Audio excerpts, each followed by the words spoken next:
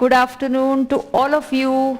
चलो जल्दी जल्दी ज्वाइन कर दीजिए और आगे लेक्चर कंटिन्यू करना है और कल जहां स्टॉप किया था वहां हम कंटिन्यू करेंगे। यस, तो क्या हालचाल, क्या चल रहा है? All good? यस, चलो जल्दी जल्दी ज्वाइन हो जाओ। आई एम वेटिंग। आज क्या लेक्चर लेट छूटा क्या थोड़ा? हाँ, फिर थोड़ा कुछ खा लो। साइड में कभी बिस्किट्स वगैरह रख सकते हो। You can have some cream biscuit side में और चॉकलेट और समथिंग लाइक दैट एक साइड में आप रख सकते हो। उससे आपको थोड़ा सा रिफ्रेशमेंट हो जाता है, right? So students are joining in. I am good, I am all good. Yes, good afternoon. Join कर दीजिए जल्दी जल्दी। यस, कल हम पर्सन्स के बारे में पढ़ रहे थे, हम इनकम टैक्स पढ़ रहे हैं, राइट?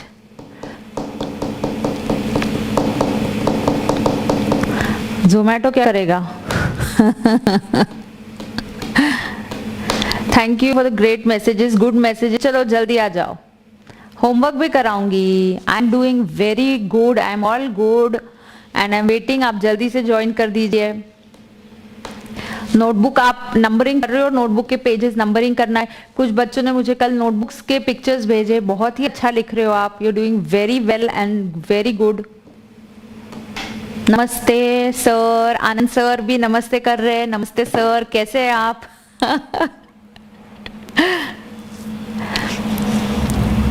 आनंद सर के लिए आज हम स्पेशल सरचार्ज भी हम बनाने वाले हैं ना।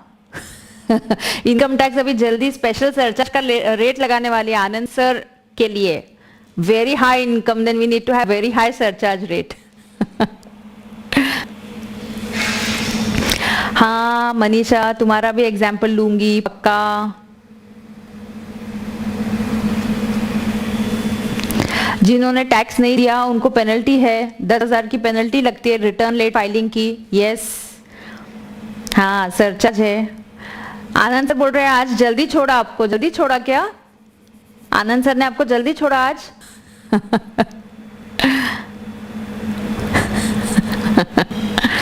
यस सर, आज सर हमारे साथ है तो बहुत ही बढ़िया है, बहुत अच्छा लग रहा है। चलो ज्वाइन हो गए सब लोग फटाफट। तो कल जो पर्सन का डेफिनेशन क्या है, बिल्कुल हम अभी वो करते हैं start. I am waiting quickly, जल्दी से ज्वाइन कर लो। कल होमवर्क भी दिया था, होमवर्क थोड़ी देर के बाद। वहां पे एक स्कैम है, एक धोखा हुआ है, वो थोड़ी देर में बताऊंगी। उसके पहले मुझे कुछ पर्सन्स, थोड़ा सा थ्योरी करवाती हूँ, तो थ्योरी और अपना प्रैक्टिकल का अच्छा ये हो जाएगा। ओ आनंद सर ने 11:45 पे छोड़ा। ओहो, बिल्कुल कोई नहीं, यू ऑल आर वेरी, हमारे बच्चे बहुत चार्ज्ड अप और बहुत एनर्जेटिक है। आपको बहुत दूर तक जाना है तो बिल्कुल आपकी मैराथन्स करनी है। नेटफ्लिक्स वाली मैराथन नहीं करनी है, हमारे साथ यूट्यूब पे मैराथन्स करनी है। सुबह से शाम तक हमारे साथ रहना है आपको।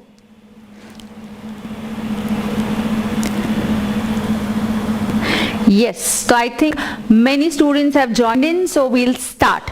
चलो स्टूडेंट्स पर्सन्स की डेफिनेशन के बारे में बात करेंगे। यस यस, बच्चे ज्वाइन कर रहे हैं। चलो अभी पर्सन की डेफिनेशन के बारे में बात करेंगे। Person can be individual, person can be HUF। What is the full form of HUF? Hindu undivided family. तो HUF के बारे में मुझे कल कुछ डाउट्स थे। नोट्स और टेलीग्राम चैनल का लिंक अभी डिस्क्रिप्शन बॉक्स में आ गया। नोट्स का जो प्रॉब्लम था वो सॉल्व हो चुका है, आप देख सकते हो। Let's get started. I had a query that some students were asking me कि मैम अगर ये HUF का जो मैंने एग्जांपल दिया था 25 lakhs का, no I think it's not buffering. All good, everybody okay, volume okay, check करो सब ठीक है ना? हाँ यस, आनंद सर स्कैम 2021। शाबाश। आनंद सर के लिए मुझे लगता है हमने सरचार्ज का रेट 37 नहीं, हमने आनंद सर के लिए सरचार्ज का रेट 73% रखना चाहिए। हाँ, आनंद सर को कल बोल देना कि हमने सरचार्ज का रेट उनके लिए टैक्स की क्लास में डिसाइड किया है कि वो होने वाला है 73%, specially for Anand sir. Okay yes चलो all good, pay attention, come on. कल बच्चों ने मुझे कुछ क्वेरी पूछी कि अगर एचयूएफ जो है उसका 25 लाख का इनकम है, कितना इनकम है, 25 लाख का इनकम है, मैंने बोला we divide it. So students are saying ma'am अगर हम कंबाइन करके एचयूएफ पे टैक्स लगाते हैं तो हमें ज्यादा टैक्स देना पड़ता है, तो उससे इनकम टैक्स बोलेगा हमारा कुछ नहीं जाता है, आपको ज्यादा टैक्स देना पड़ रहा है या कम टैक्स देना पड़ रहा है, ये हमारा इंटेंशन नहीं है। हमारा लॉ और प्रोविजन ऐसा ही है, कैसा है, ऐसा ही है, तो ऐसा ही करना पड़ेगा, उससे तुम्हारा फायदा हो या फायदा ना हो ये हम नहीं देख रहे। एचयूएफ हमने अलग एंटिटी क्यों बनाया है, नहीं तो हम अलग एंटिटी एचयूएफ का बनाते ही नहीं ना। अगर आप बोलते कि नहीं सारा एचयूएफ का इनकम 4 उनके को पार्टनर्स में मेंबर्स में डिस्ट्रीब्यूट कर दो, उनके हैंड्स में टैक्स करो, तो कैसे चलेगा। नहीं, एचयूएफ का अलग एंटिटी बना है, एचयूएफ का अलग एंटिटी बना है, वो किसके लिए बना है, so that we can tax them separately. Yes Anand sir को कल बता देना कि उनके लिए सरचार्ज का रेट 73% फिक्स कर दिया है मैंने। Okay now let's go ahead. तो एचयूएफ से जो भी मेंबर्स इनकम अर्न करते हैं, तो किसी का ये डाउट था, आई एम श्योर अभी ये क्लियर हो गया है।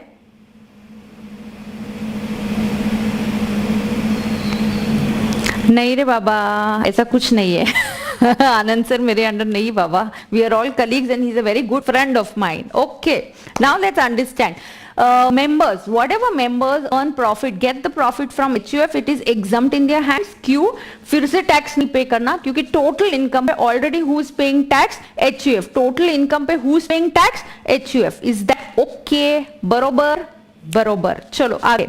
हिंदू अनडिवाइडेड फैमिली दो टाइप्स की होती है, कल यहाँ पे थी मैं, एक होता है दयाभागा और एक होता है Mitakshara. Now understand in this what is happening. Yes, I was just checking the battery of the cell. Okay, good. Battery of the mic going good. All right. Now Dayabhaga जो है ना बहुत restricted है। दयाभागा किधर है, ओनली वेस्ट बंगाल और आसाम में। दयाभागा किधर है, only west Bengal and Assam. And Mitakshara किधर है, rest of the India except west Bengal and Assam. ना दयाभागा के डिफरेंसेस देखेंगे, this is prevalent in waste Bengal and Assam. Difference क्या है, नाउ अंडरस्टैंड।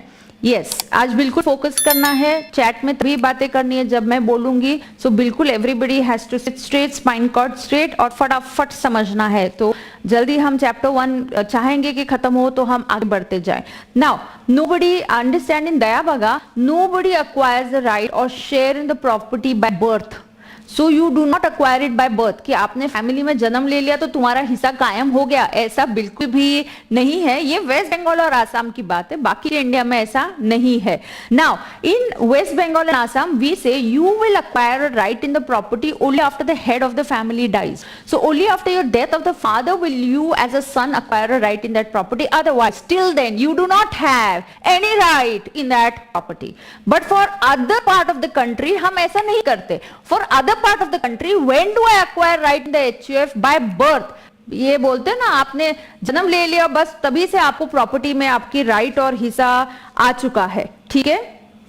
ओके तो यहाँ पे understand one acquires the right। Thank you students for all the praises that you all are doing। I am highly humbled and obliged, but correct and a good as a teacher what we want from our students is they doing very well। आप life में बहुत आगे जाइए, बहुत अच्छे इंसान बनिए, आप सीए तो बनेंगे ही, but I want you to be good humans and good citizens of this country। okay right now one acquires the right। Rest of India में क्या होता है, आपका जन्म सिद्ध हक हो जाता है, मतलब आपने जन्म ले लिया, आपको राइट मिल गया उस प्रॉपर्टी में, you don't have to wait for somebody's death. So one acquire the right। Circle, मेरे साथ सर्कल करने का, I like circles and boxes. Okay I like circles and boxes. So I want a circle और a box, I want a circle and a box only, कोई उसमें change नहीं है, ठीक है। हाँ now please understand one acquires right in the family property by birth। तो circle this. So when do I get right in the family property, by birth. Circle करते जाओ। ओ आपके पास अभी नोट्स की कॉपी फिलहाल तो नहीं है, तो ठीक है आप अभी समझ के लो, हार्ड कॉपीज आपको आ जाएंगी, सॉफ्ट कॉपी डिस्क्रिप्शन बॉक्स में है।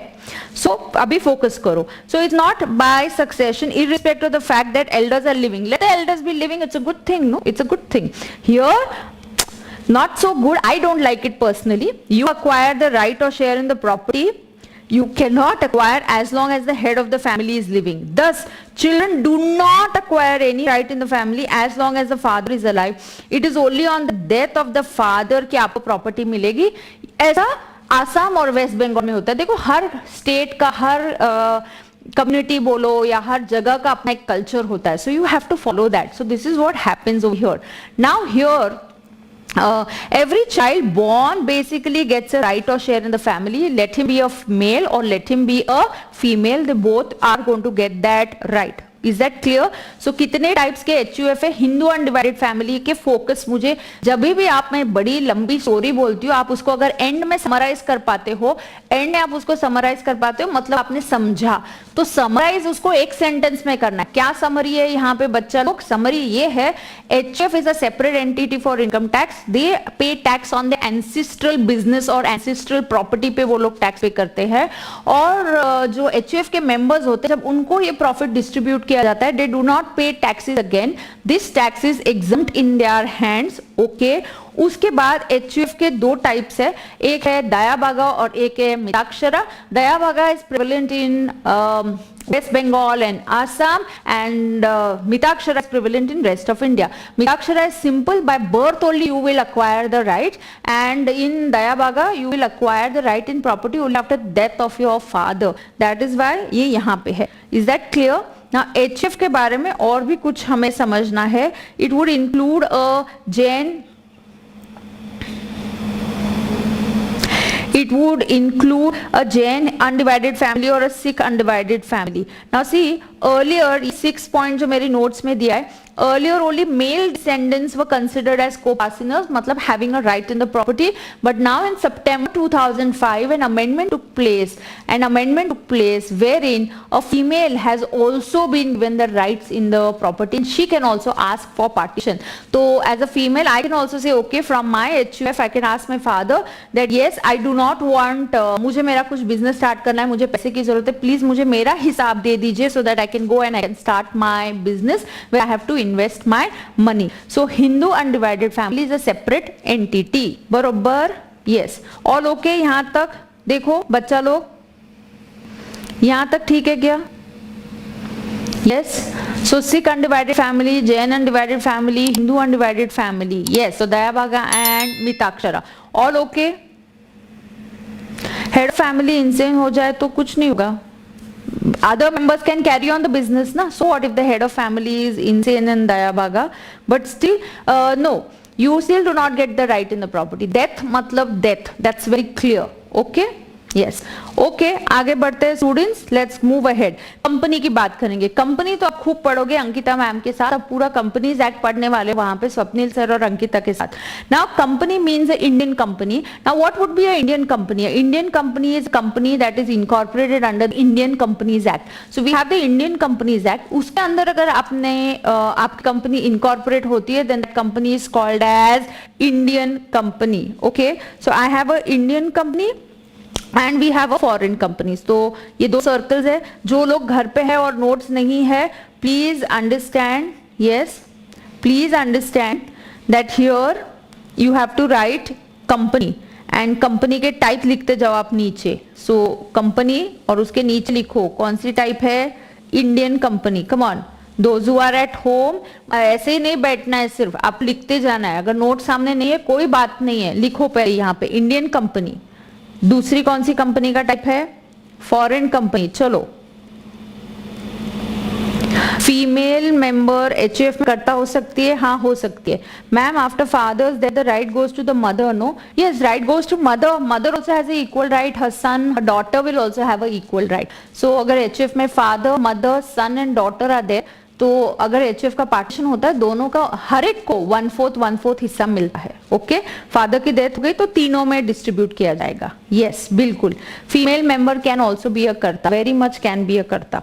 यस. नाउ इंडियन, आप कंपनी के बारे में लिख रहे हो तो लिखो कंपनी क्या है, Indian company and foreign company. चलो चलो, जो बच्चे लेट आए क्लास में, लेट ज्वाइन किया है, चलो फटाफट लिखना चालू करो. हमने HUF खत्म किया, अब हम कंपनी पे है.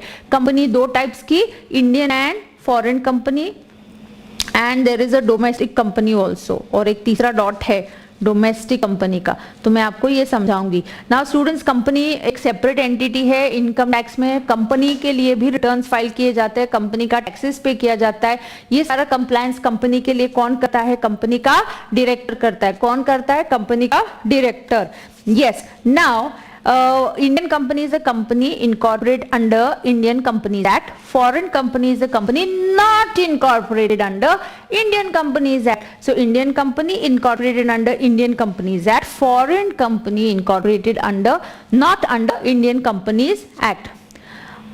किसी ने बेबी को अडॉप्ट किया तो उसको भी राइट्स मिलेंगी, हाँ मिलेंगी. If somebody adopts a child you will also get the rights. Yes, okay. Tax वाला सिस्टम में मिताक्षर और दया भागा हो तो टैक्सेशन सेम होता है, हाँ टैक्सेशन सेम होता है. ओके. एचसीएफ वगैरह तो डिटेल में हम फाइनल में बहुत पढ़ने वाले हैं. इंटर में हमारा focus is only on individual. Right now I am just introducing to you कि एचसीएफ करके एक एंटिटी है, कंपनी करके है, सो वो मैं सिर्फ इंट्रोड्यूस करा रही हूँ अभी आपको. ठीक है, हाँ.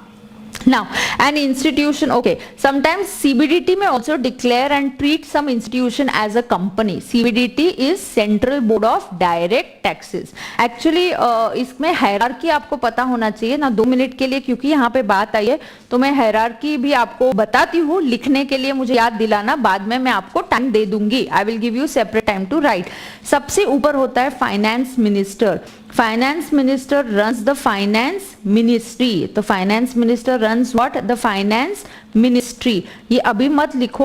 फाइनेंस मिनिस्ट्री के अंदर there are 2 taxes. There is direct taxes and there are indirect taxes. So direct taxes का हेड कौन होता है?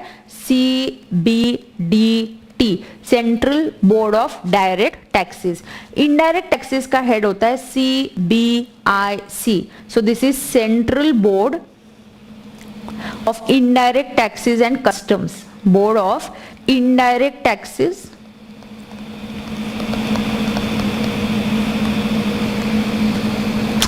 एक्चुअली इस फाइनेंस मिनिस्ट्री के अंदर डिपार्टमेंट्स होते हैं. They have departments. Okay, they have a revenue department. Revenue taxes उनके लिए रेवेन्यू डिपार्टमेंट है और रेवेन्यू डिपार्टमेंट के नीचे डायरेक्ट और इनडायरेक्ट टैक्स होता है. तो ये मैं फिर से आपको लिखवा के दूंगी थोड़ी देर के बाद. CBDT central board of direct taxes. It is the highest authority. Finance minister Nirmala Sitharaman can't do running around everywhere. She has a team and सबसे बड़ा उसका मेन टीम का हेड होता है CBDT central board of direct taxes. They deal everything relating to direct taxes. CBIC deals everything about indirect taxes. So थोड़ी देर के बाद ये लिखवाएंगे क्योंकि अभी हम नोटबुक में एक सीक्वेंस करते जा रहे हैं. So company, Indian company. So here are the 3 classes of company. देखिए, we have domestic company, Indian company and foreign company. Indian company तुमको पता ही है. Indian company is a company incorporated under Indian companies act. So it is registered under, मैं box बनाने वाली हूँ here, under Indian Companies Act. तो you are formed under which act, dear students? Indian Companies Act के अंदर अगर आप formed हो. It means a company. Now what is a domestic company? It could be Indian or any company which has made arrangements for paying dividends. Now what are dividends, students? Company actually किसके owner, company के owners कौन होता है? Shareholders. Shareholders are the owners of the company. Please ध्यान दीजिए. Shareholders are the owners of the company. एक minute, ज्योति का क्या डाउट है? मैम एचयूएफ का 25 लाख पे टैक्स लगने के बाद तो मेंबर्स ने 6,50,000 नहीं बता होगा ना. मतलब क्या? उनको जो भी मिला वो एग्जम्प्ट ही होगा, वो टैक्स फ्री होगा. Jyoti, it will be tax free. Okay, now I am explaining. There is Indian company, there is foreign company, बीच में domestic company. So Indian company, अयो मैंने स्पेलिंग गलत लिख दिया. Indian company, Nikki, domestic company question mark क्यों किया है? मैं बता ही रही हूँ, वही बता रही हूँ ना. Indian company incorporated under Indian companies act. बरोबर, इंडियन कंपनीज एक्ट के अंदर बनाया है. Then there is domestic company and एकदम साइड में there is foreign company. And एकदम साइड में क्या है? Foreign company. हाँ, जहां पे सेक्शन लिखना जरूरी होगा मैं बता दूंगी. जो भी आपके लिए एग्जाम के लिए जरूरी होगा मैं आपको सब बता दूंगी. Now Indian company is a company incorporated under Indian companies act. Domestic company could be Indian and foreign company is incorporated, not incorporated. तो ये किसी और फॉरेन कंपनी एक्ट के अंदर बनी हुई कंपनी है. Not incorporated under Indian. My hand writing is not good here, wait, I will erase it. मैं सारा इरेज करती हूँ और अच्छे से लिखवाती हूँ। I didn't like the presentation. Presentation अच्छा होना चाहिए ना, तो मेरा अच्छा होगा तो आप भी अच्छा ही निकालोगे, है कि नहीं। तो मैं थोड़ा प्रेजेंटेशन पे फोकस करती हूँ यहाँ पे, ध्यान दीजिए अभी आप। हाँ, तो कंपनी इंडियन, फॉरेन और बीच में डोमेस्टिक, बीच में डोमेस्टिक, इंडियन, फॉरेन, बीच में domestic. So we have Indian company, domestic company, and we have foreign company. Indian company is incorporated under Indian Companies Act. Indian Companies Act के अंदर बनी हुई है company है. फॉरेन कंपनी नॉट इनकॉर्पोरेटेड, लिखते जाओ, ये लिखो अभी. 3 टाइप की कंपनीज है. Foreign company not incorporated under Indian companies act, Indian companies act. चलो फटाफट लिखो. हाँ, Indian incorporated under Indian act, foreign is not incorporated under Indian Act. Then we have domestic company. Now domestic company could be Indian, could be foreign company, as far as it is making arrangements for paying dividends to the shareholders. All companies may not want to pay dividend, but there are certain companies who are willing to pay dividend. Dividend is nothing but distribution of profit to the shareholders. What is dividend? Distribution of profit to the shareholders. So domestic company could be an Indian company or any company. It could be or any company. It could be a foreign company also, who are making arrangements. Yes, making arrangements for paying dividend. Making arrangements for paying dividend. Yes, note कर लो फटाफट. चलो जल्दी जल्दी noting करो. तो आज बहुत interesting चीज सीखनी है आपको. हाँ, वो 51 लाख वाला मैंने होमवर्क का क्वेश्चन दिया ना, बहुत इंटरेस्टिंग है. आज हम बहुत सारे उसमें भी सीढ़ियां चढ़ेंगे, बहुत प्रॉब्लम्स करेंगे. चलो, Indian company, domestic company, foreign company. हो गया क्या लिख के? कंपनी के ये 3 टाइप से we have Indian, domestic and foreign company. All right. So domestic company में इंडियन भी हो सकता है, फॉरेन भी हो सकता है. Companies which have made arrangements for paying dividend. Dividend pay करने का एक प्रोसेस होता है. So if you have agreed to pay dividends to the share holders here in India, you would be treated as a domestic company. Done. Yes. Company के बाद आगे हम क्या पढ़ रहे हैं? पर्सन की डेफिनेशन. मैं सिखा रही हूँ पर्सन की डेफिनेशन. आगे आप लिखोगे फर्म. तो आपने अगर नोटबुक में लिख रहे हो तो person means individual. Next HUF. HUF में मैंने कल आपको 25 लाख का एग्जाम्पल डिक्टेट किया. HUF are 2 types, Mitakshara and Dayabhaga. अभी मैं आपको बता रही हूँ कंपनी हो गई, कंपनी लिखवा के लिया. अब मैं आपको बता रही हूँ, सुपर, वेरी गुड. अब मैं आपको बता रही हूँ फर्म के बारे में. Now pay attention.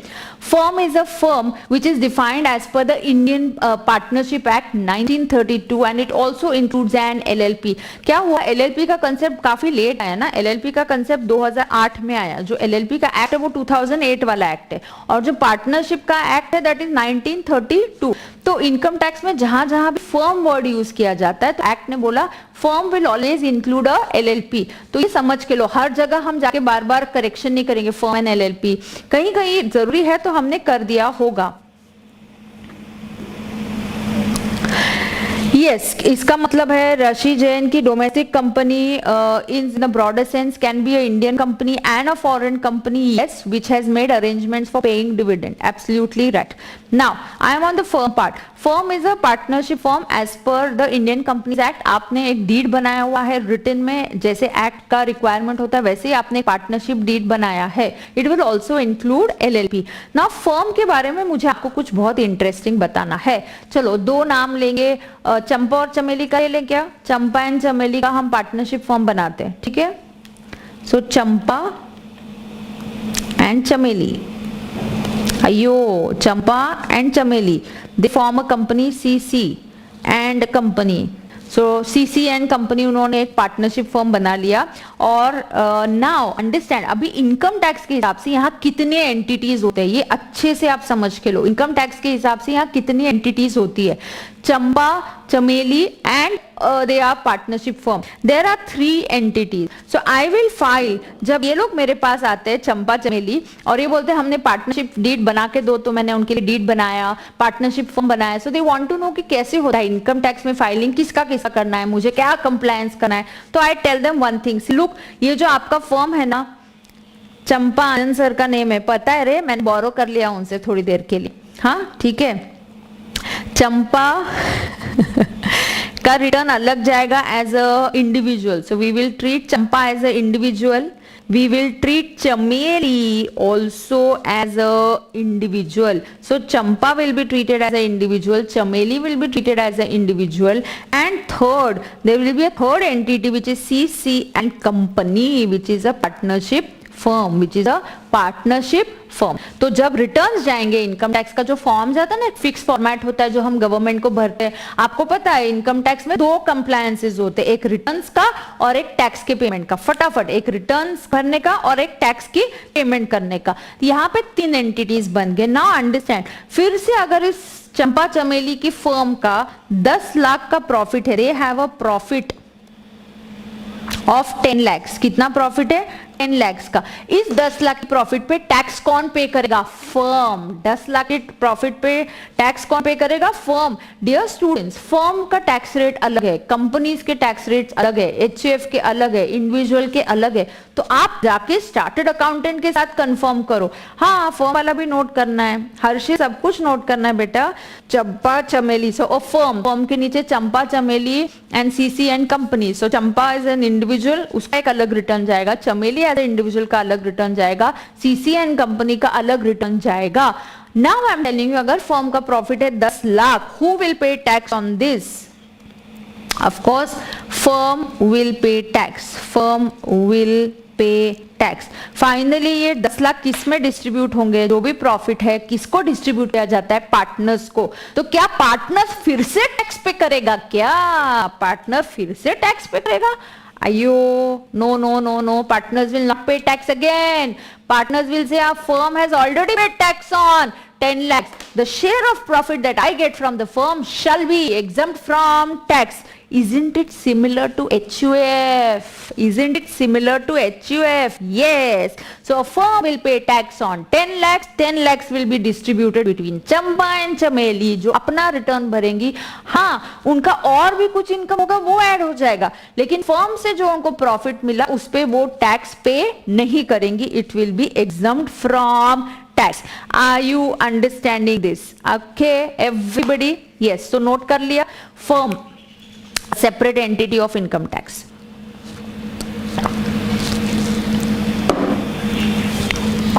Done? Are you all done? Everybody's done. But man, firm is neither an artificial nor a natural person. How can it be a person in definition? Kapil, तुमने ये जो सीखा ना, firm is neither a person, ये partnership में सीखा, partnership act में सीखा, उधर ही रख के आने का। मैं क्या पढ़ा रही हूँ तुमको, वो उधर ही रखो। मैं क्या पढ़ा रही हूँ? Income tax act. तो इनकम टैक्स एक्ट के हिसाब से firm is a separate person, समझा? Firm is a separate person. Ma'am return year में भरते हैं क्या? हाँ, ईयर में एक बार भरते हैं रिटर्न, अभी क्वेश्चन नहीं। हाँ, सीसी एंड कंपनी क्यों हुआ नाम? ये तो एंड कंपनी, नहीं, very very important. Company word use किया तो मतलब आई एम अ कंपनी, ऐसा नहीं होता रे, ऐसा नहीं होता। मेरे फर्म का भी नाम है कामदार एंड कंपनी, मेरे फर्म का नाम है Kamdar and company, but it's a proprietorship. So I file the return as a individual. मेरा रिटर्न कैसे जाता है? As a individual, because I am the owner of it. So वो जाएगा एज अ इंडिविजुअल, समझा? एंड कंपनी बोला तो company नहीं, बिल्कुल नहीं। कंपनी के आगे जैसे मैंने बोला है रिलायंस इंडस्ट्रीज लिमिटेड और star traders private limited, private limited या लिमिटेड वर्ड होने पे वो कंपनी होता है। ओके, नाम से हमें सिर्फ लिमिटेड या प्राइवेट लिमिटेड से पता चलता है कंपनी है, या स्टार ट्रेडर्स एलएलपी से पता चलता है it's an LLP. Otherwise you have to look and ask the person what is the entity, आपने क्या फॉर्म किया है। Now Kamdar and Company is my proprietary concern where I am practicing, so that's a proprietorship. It is a proprietorship. Is that clear? Yes. नहीं कौन? मदिया अभी query नहीं, company share holders dividend pay income tax return file करेंगे क्या? हाँ, सब होता है अभी नहीं। स्पर्श क्या समझ में नहीं आया? You have to ask a specific doubt, ask a specific doubt, no other queries. आगे से रिलेटेड नहीं, जो अब पढ़ा रही हूँ वो डाउट पूछो। सो डिविडेंड पे क्या होता है वगैरह अभी नहीं. When I come to that particular chapter, dividend is covered in iOS. I will be teaching you that time. Don't break the flow, don't break the flow, come on. ये firm में कैसा concept होता है Amit? Firm का as होता है क्या? Firm को एज होता है क्या? नहीं होता है. हाँ, फर्म को एज नहीं होता है. ITR फॉर्म शो करो. हाँ, शो करूंगी. आज टाइम मिला तो शो कर दूंगी. ओके मैम, ये लोग इंडिविजुअली नहीं देंगे क्या टैक्स? ऑफ कोर्स देंगे. पार्टनर्स इंडिविजुअली टैक्स देंगे, अपने इंडिविजुअल इनकम पे देंगे. अगर उनका कहीं और इंटरेस्ट इनकम है तो वो अपने रिटर्न्स में ऐड करेंगे और वहीं पे देंगे. ओके, समझा क्या? मैम बैलेंस शीट में टैक्स नहीं दिखता. दिखता रे, रुको, अभी नहीं, अभी नहीं. Ma'am sole proprietorship and individual एक ही कंसिडर होता है या अलग अलग? Very good, good question. Sole proprietorship and individual are same. So please you can just note down somewhere जहां पे आपने इंडिविजुअल्स लिखा होगा तो सोल प्रोप्राइटरशिप. सो यहाँ पे please note down that a sole proprietor would be treated as individual. Okay, sole proprietor is treated as individual. Champa Chameli 10 lakh पे उनको जो 5-5 लाख मिलेगा वो उस पे टैक्स नहीं देंगी, बट उनका इंडिविजुअली जो दूसरा इनकम होगा उस पे टैक्स देंगी. फर्म ने 10 लाख अर्न किया तो फर्म 10 लाख पे टैक्स देगा. बाद में this is distributed to partners capital account. तो Champa got 5 lakhs, Chameli got 5 lakhs. This is their share of profit. On that they will not pay any taxes. उनका अलग इनकम होगा और कुछ उन्होंने कमाया होगा तो उस पर वो टैक्स देंगे. ठीक है, समझ में आ रहा है?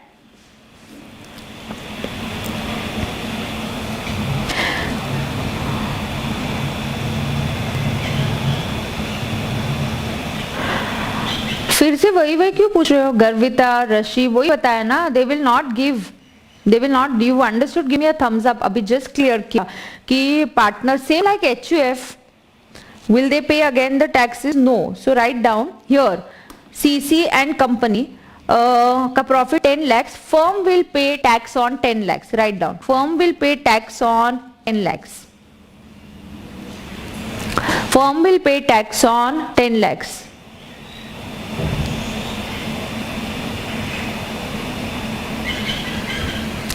Okay. Firm will pay tax on 10 lakhs. Now please understand. This 10 lakhs will be distributed. Great. This 10 lakhs will be distributed.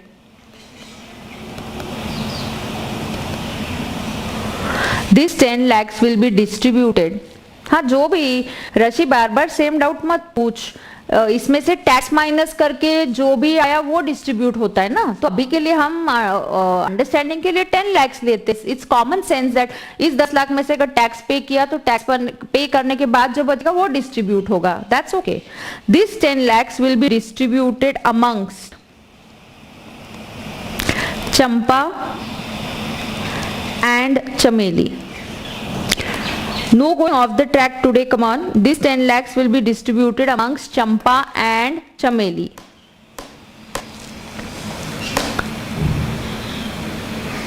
Okay, this 10 lakhs will be distributed amongst Champa and Chameli.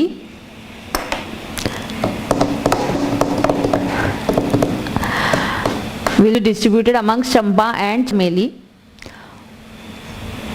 Both will not pay tax on. Both will not pay tax. Both will not pay tax on share of profit from the firm. Both will not pay tax. लिखो, मैं dictate कर रही हूँ. Both will not pay tax on share of profit from the firm. Both will not pay tax on share of profit.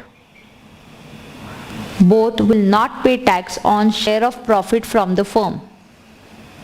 So what did I teach you today? Write down. Write down. Share of profit received from the firm. लिखो. Share of profit received from the firm.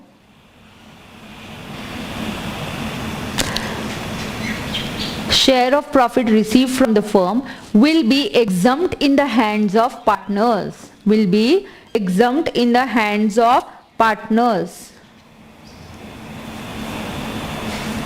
will be exempt in the hands of partners. Share of profit will be exempt in the hands of partners. Okay?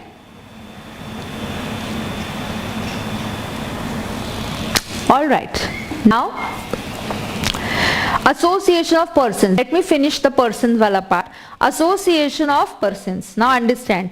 When persons combine, they come together for a joint enterprise, and in law they are not forming a partnership.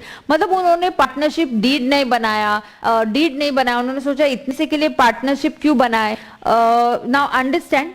Please understand. Don't disturb the flow, students. Our salaried people are treated as individual. Yes, Chameli is an individual. She has a salaried income from, she is working in Infosys, she is working in Wipro, so she earns salary. That is her individual income. No, Tanishi, we don't have to distribute that 10 lakhs before after writing tax. ऐसा नहीं होता है. उसकी अलग जेवी पास की जाती है. So मैं जो लिखवा रही हूँ बिल्कुल सही लिखवा रही हूँ, आप चिंता मत करो. वो 10 लाख ऐसे ही लिखना पड़ता है. ऐसा ही होता है. फर्म का 10 लाख, चमेली और चंपा में 5-5 लाख करके शेयर ऑफ प्रॉफिट का एंट्री होता है. टैक्स अलग से उनके अकाउंट को डेबिट किया जाता है. So what I am doing is absolutely right, because you still do not have that practical exposure. You will understand that slowly and steadily. Okay, now understand here. AOP. Now I am talking about AOP. AOP, when persons come together, they form association of persons. They do not form a partnership deed, and then they treat it as an association of persons. Now sometimes co-heads, co-legatees, co-donees joining together for common purpose. So common purpose, आपने कोई joint venture बना लिया, so यहाँ पे कौन cover होता है? Joint venture भी cover होता है. So who gets covered here? Joint venture also gets covered here. Association of persons. आगे आप लिखो associations of persons. Joint enterprise. क्या क्या है इसके कीवर्ड्स लिखो. कीवर्ड्स आर इंपॉर्टेंट वर्ड्स जो आपने नोट करने चाहिए. सो एओपी के नीचे आपको लिखना है एक, इट्स अ जॉइंट एंटरप्राइज. सबसे important, it is not a partnership firm. It is not a partnership firm. तो अगर ये फर्म है, इन्होंने पार्टनरशिप डीड वगैरह बनाया, तो ये ऊपर फर्म में चला जाएगा. Okay, so this is not a partnership firm. Joint enterprise, it could be a joint venture. It could be a joint venture. It could be formed for a very short while. It could be formed for a longer period. Doesn't matter. AOP. Is that clear? It is a joint enterprise of persons. So यहाँ पे it's association of persons. ये important है. Persons माने कौन कौन? Individual भी आएगा, company भी आएगा, firm भी आएगा. So दो firm मिला के एक AOP फॉर्म कर सकते, एक फॉर्म एक कंपनी मिला के AOP फॉर्म कर सकते. They can form a joint venture. They can form a joint venture. लिखा आपने. So this is a joint enterprise. It is a combination. It is an association of persons who come together but do not form a partnership deed. Next. Very good, great going, chalo, great going. Now understand body of individual. Body of individual, it denotes the status of persons like executors or trust. I'll tell you. Body of individuals हम voluntarily form नहीं करते. तो अगर आप लिख रहे हो body of individual not formed voluntarily, act ये बना देती है. एक्ट अपने कन्वीनियंस के लिए बॉडी ऑफ इंडिविजुअल्स बनाती है. So please not formed voluntarily. दूसरा, दे आर असेसेबल, मतलब income tax, they are assessable as BOI. they are assessable as body of individuals. Tax में उनको कन्वीनियंस होता है.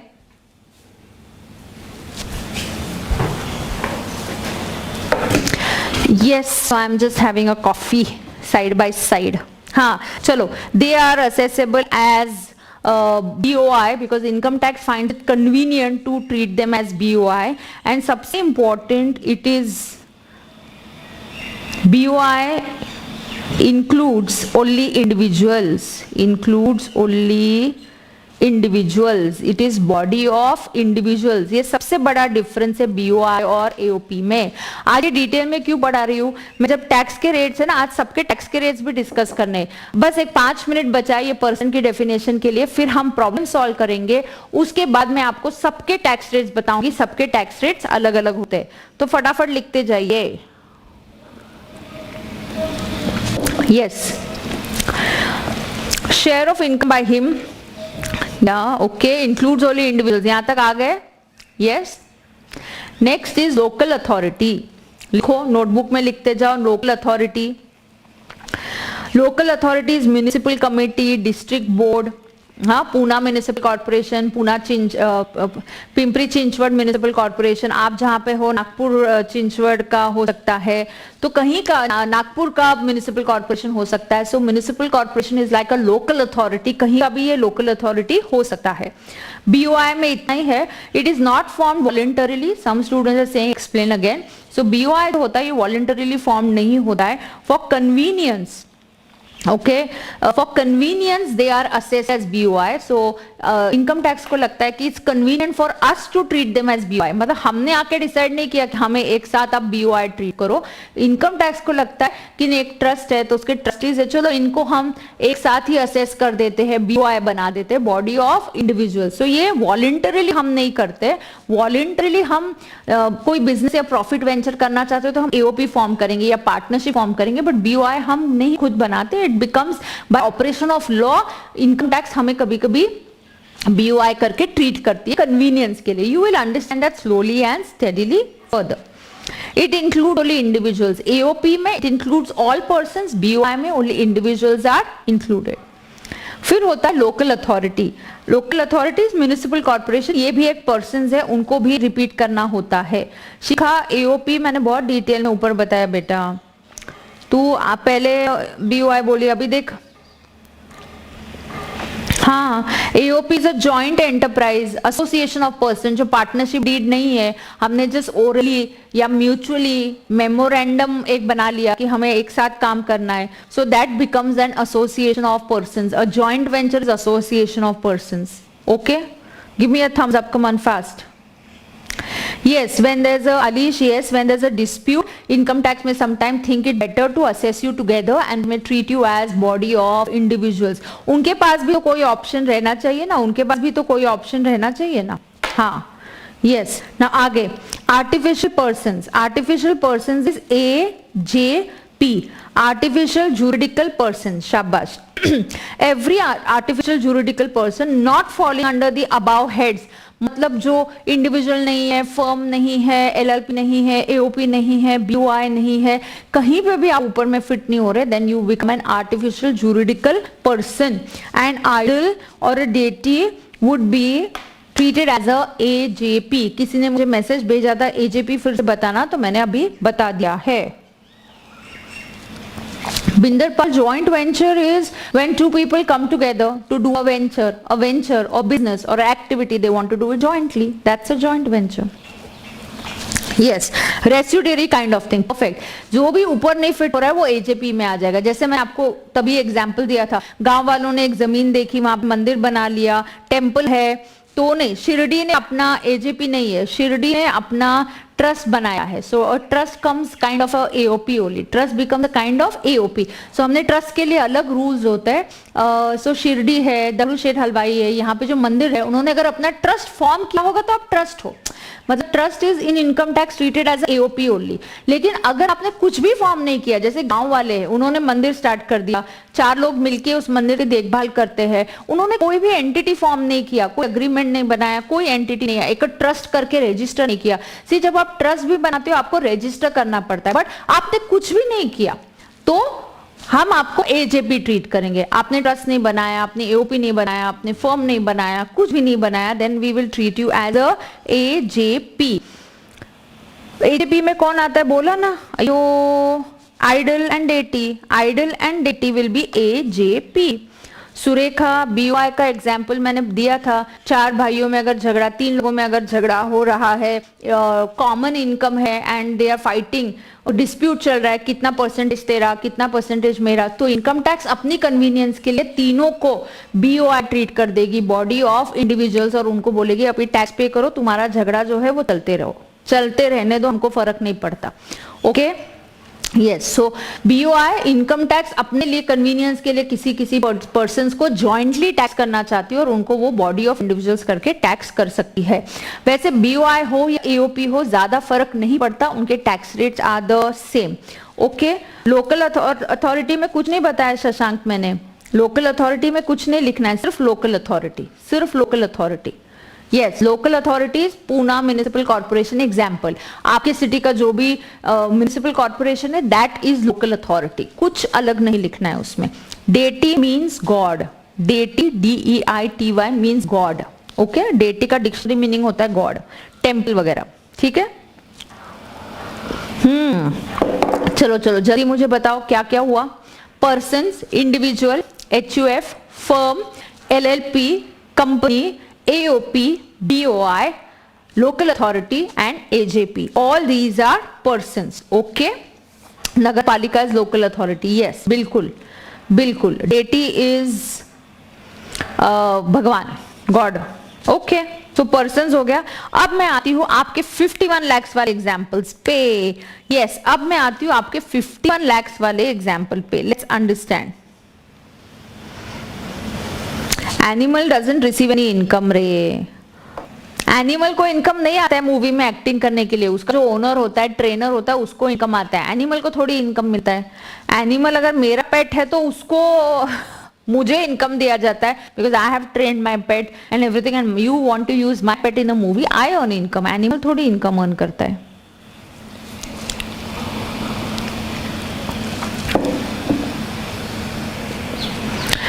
Society is also like a AOP, society can be AOP, society का कुछ working अलग होता है।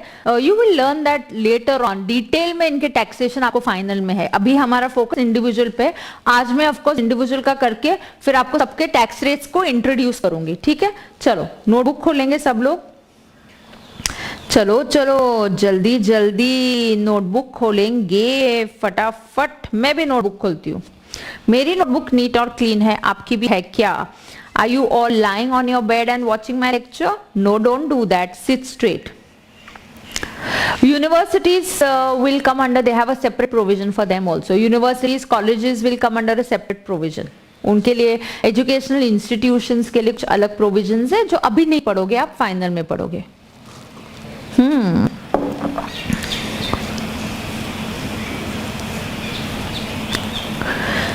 तू बना रहा है क्या हर्ष? तू एक्ट बना रहा है क्या? कोविड-19 सेस लगेगा क्या? किसने बोला? तू एक्ट बना रहा है? हम एक्ट सीखने आए, अभी तक ऐसा कोई सेस लगा नहीं है, तू क्यों बना रहा है? नेक्स्ट बजट में आएगा तो पता चलेगा, तब देखेंगे, आप क्यों चिंता करें। चलो हाँ, अब मैं लेती हूँ 51 lakhs का एग्जाम्पल। कुछ ऑब्जर्वेशन यहाँ पे 51 lakhs के इनकम पे बहुत ही बढ़िया एक ऑब्जर्वेशन है। किसी ने किया क्या वो ऑब्जर्व? मैंने क्या नाम दिया था 51 lakhs के लिए? अयो,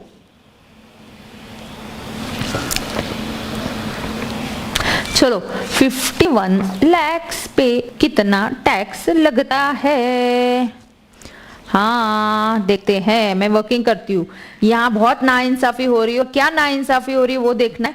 5 मिनट मुझे दीजिए, जरा मुझे लिखने का जरा टाइम दीजिए।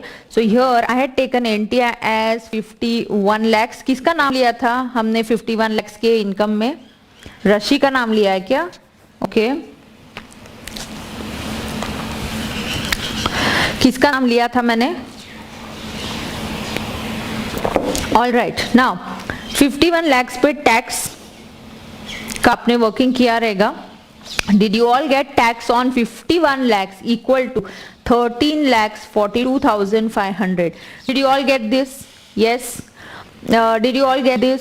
स्टूडेंट्स, टैक्स क्वेरी सॉल्विंग के लिए मैं ऐसे सोच रही हूँ, मैंने टेलीग्राम ग्रुप बना लिया है, मैं जो बोल रही हूँ उतना सुन के लेना। हाँ, मैंने टेलीग्राम ग्रुप बनाया हुआ है, प्लस मैंने आपको मेरा व्हाट्सएप नंबर दिया है। प्रेफरेबली ग्रुप पे करेंगे तो बेटर होता है, किसी न किसी की और भी क्वेरी सेम होती है तो that would be better. And एक एक इंडिविजुअल के व्हाट्सएप पे मैं डील नहीं कर पाऊंगी, सो Telegram group is much better and convenient.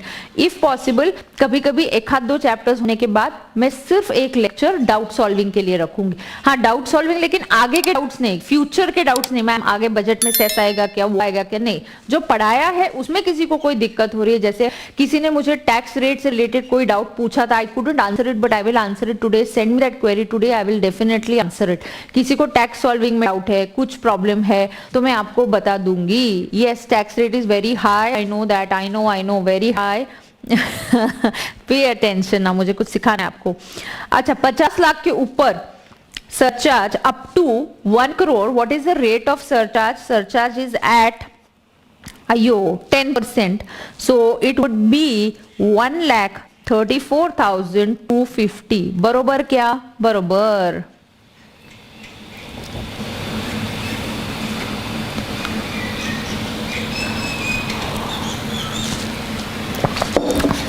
थोड़ी देर में डाउट सॉल्विंग करूंगी, अभी नहीं। अभी हाँ, focus chat should be relating to only what I am doing right now. Yes, so T tax plus surcharge किती आएगा? किती? लवकर लवकर करा, लवकर का मतलब जल्दी जल्दी।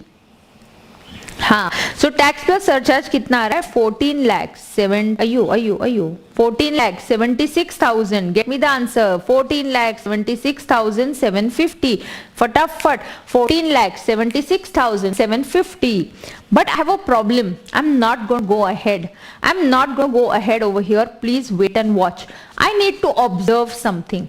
Okay? There is some concept that I have to teach you here. Now please understand. अगर मेरा income 51 lakhs है, then what is my tax on that 51 lakhs? Now please understand how much is my income. Yes, please focus. Please focus. अभी disturbance नहीं चाहिए. I want you all to focus on this, please. Okay? Everybody focus. हाँ, ये important concept है, नया concept है जो पढ़ा रही हूँ, आप उस पे अभी बिल्कुल फोकस करेंगे ना। My income is 51 lakhs। How much is my income? 51 lakhs। ना 51 lakhs पे आप अगर टैक्स सीडी करके टैक्स निकालोगे, आपको आ जाएगा यहाँ पे 10 लाख पे टैक्स था 1,12,500, और 41 lakhs पे 30% निकालने का है 12,30,000। तो इस तरीके से अगर आपने टैक्स निकाला, दैट कम्स टू 13,42,500। बरोबर? Yes, so it comes to 13,42,500। Is that okay? हाँ, इस पे अगर मैंने सरचार्ज ऐड किया तो मैंने 10% के हिसाब से किया 1,34,250। मैंने टी प्लस एस लिखा, मतलब टी प्लस सरचार्ज का मैंने टोटल लिया, दैट कम्स टू 14,76,750। बरोबर? 14,76,750। अभी फोकस करेंगे, अभी 2 मिनट के लिए आप सिर्फ शांति से मेरा काम देखने वाले। ओके? यस। हाँ, अब मुझे कंपेयर करना है। I am going to compare. ऐसे बोलते कुछ तो गड़बड़ है, कुछ तो गड़बड़ है, कुछ तो घोटाला है, कुछ तो स्कैम है। हाँ, अब क्या है सुनो। वो बोलता है कि ये सही नहीं है यार, ये बहुत टैक्स आ रहा है। हम उसको बोलते हैं अच्छा, अगर मेरा income 50 lakh, I try and explain him कि क्या हुआ। एकदम से बोलता है इतना हाई टैक्स रेट लगा, क्यों इतना ज्यादा टैक्स आया? I tell him see you went into surcharge, तुम सरचार्ज के ब्रैकेट में चले गए। वो बोलता है अच्छा, सरचार्ज कब लगता है? When the income exceeds 50 lakhs। Oh, so surcharge is applicable when the income exceeds 50 lakhs। अच्छा, अगर मेरा इनकम एग्जैक्ट 50 लाख होता तो हम उसको बोलते तो सरचार्ज नहीं लगता, because surcharge is applicable when income exceeds 50 lakhs. Surcharge is applicable when income exceeds 50 lakhs. Now understand, यहाँ पे 50 lakhs पे हम बोलते चलो टैक्स निकालो। अच्छा, 50 lakhs पे टैक्स निकालो, चलो 50 lakhs पे टैक्स का वर्किंग करके बताओ। कैलसी पे मुझे फटाफट 50 lakhs का वर्किंग करके बताओ। Is it coming to 13 lakhs 12,500? देखो यस 50 लाख के टैक्स इनकम पे देखो 10 लाख पे लगेगा 1,12,500, बचे हुए 40 लाख पे 30% माने 12 लाख, तो क्या आपका टैक्स आ रहा है 13,12,500 dear students. Come on, charged up everybody, clap your hands and get charged up to solve tax questions today, फटाफट, come on। So here surcharge मैं ऐड नहीं करूंगी because at exact 50 lakhs there is no surcharge, as exact 50 lakhs there is no surcharge, so my tax plus surcharge is going to be 13 lakhs 12,500 is going to be 13 lakhs 12,500। अब वो person थोड़ा सोचता है, students, बातें कम, observation ज्यादा, analysis ज्यादा, patience रखना। आपको एग्जाम में बहुत बार ऐसी सिचुएशंस आएंगी जहां पे एकदम प्रॉब्लम पड़ के अगर आप हाइपर होते हो ना बहुत ज्यादा, it is not good for us in the exam, क्योंकि एकदम से फटाक से कुछ चीज देख लिया आप, you jump to a conclusion very fast, या कुछ याद नहीं आ रहा है तो आप नर्वस जल्दी हो जाते हो, और एग्जाम में आपका एटीट्यूड बिल्कुल पॉजिटिव और सही होना चाहिए। यस, सो प्लीज अंडरस्टैंड कि आप में बहुत पेशेंस आपने इनकलकेट करना चाहिए, ठीक है। नाउ यहां क्या होने वाला है, अब हम करेंगे कंपैरिजन। असेस ही बोलता है, अच्छा मेरा इनकम में इंक्रीज हुआ कितना अमाउंट, 50 लाख से 51 लाख, 50 से 51 लाख। यस, नाउ अंडरस्टैंड, 50 से 51 लाख में इनकम का राइज हुआ 1 लाख। अब बीच बोला पेशेंस रखो, पेशेंस, मेरा प्रॉब्लम सॉल्व हुआ है क्या। आप तो कभी कभी ऐसे डाउट पूछते हो कि मैम से सेट करना है कि नहीं, या कुछ भी आपके जो डाउट्स है कि ऐसे तो मैंने क्वेश्चन सॉल्व करके हो गया, अरे कर रही हूं ना सॉल्व, रुको रुको रुको रुको रुको, patience. Yes, now pay attention. हाँ, इनकम में राइज कितना हुआ 1 लाख, बट टैक्स और सरचार्ज में राइज कितना हुआ, अयो look at the increase in my tax plus surcharge का amount, how much from 13,12,500 to my tax plus surcharge has gone up to 14,76,750। कितना बढ़ गया, क्यों रे, कितना बढ़ गया इनकम मेरा। My income has increased by one tax has increased by 1,64,250। Ma'am आप ये जो भी कंपैरिजन कर रहे हो वो अभी क्यों कर रहे हो, क्योंकि सेस तक जाना नहीं है, सेस सबके लिए सेम है। प्रॉब्लम किधर है, इधर इच है, किधर, इधर इच सरचार्ज में, इसलिए मैंने सरचार्ज पे गाड़ी रुका ली है, that is why I have stopped at surcharge. So I am stopping at surcharge and I want to know, yes, so I have stopped at surcharge and I really want to know what happened. Income raised by 1 lakh, but tax increased by much more amount.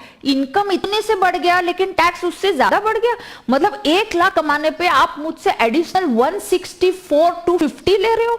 You are taking 164% tax from me. You are indirectly taking 164 tax on me. Right? So please understand, at this point I have to understand I am going to get a relief. Now listen what government has to say. देखो government क्या बोलती है, आप रोना धोना कर रहे हो, पहले समझो कि प्रॉब्लम किधर है, प्रॉब्लम इधर है, सरचार्ज में प्रॉब्लम है। प्रॉब्लम ये है कि 50 लाख पे सरचार्ज नहीं लगा रहे थे, लेकिन 51 लाख पे तुम सरचार्ज लगा रहे हो। 50 पे सरचार्ज नहीं है, 51 पे सरचार्ज है और 10% है।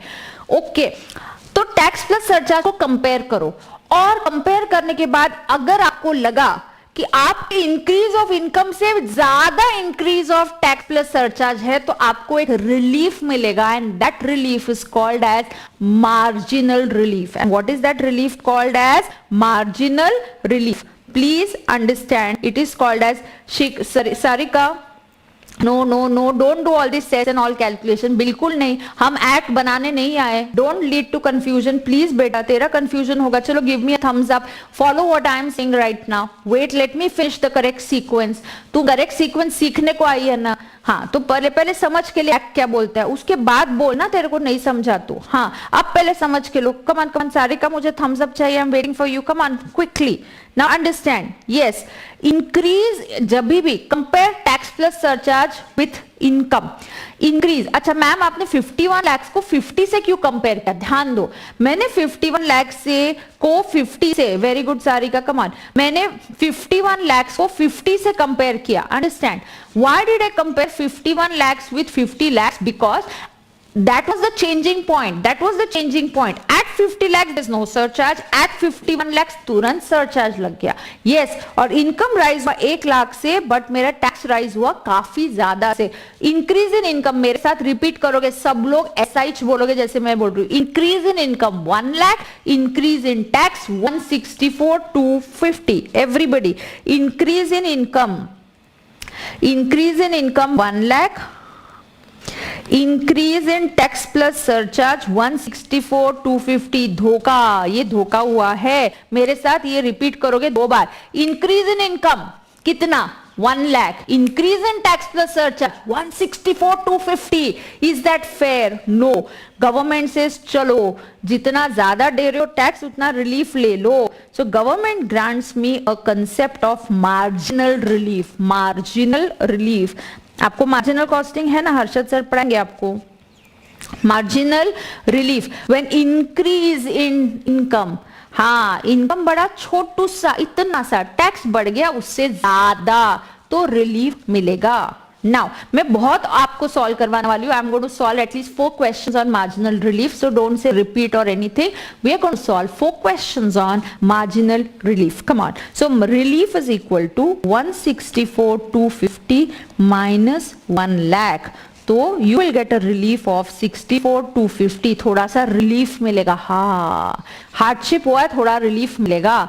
सो गवर्नमेंट सेज व्हाट, ये जो रिलीफ है 64 250 यहां से लेस करो. So we will say less relief, marginal relief. Relief यहां से लेस होगा विच इज 64 250.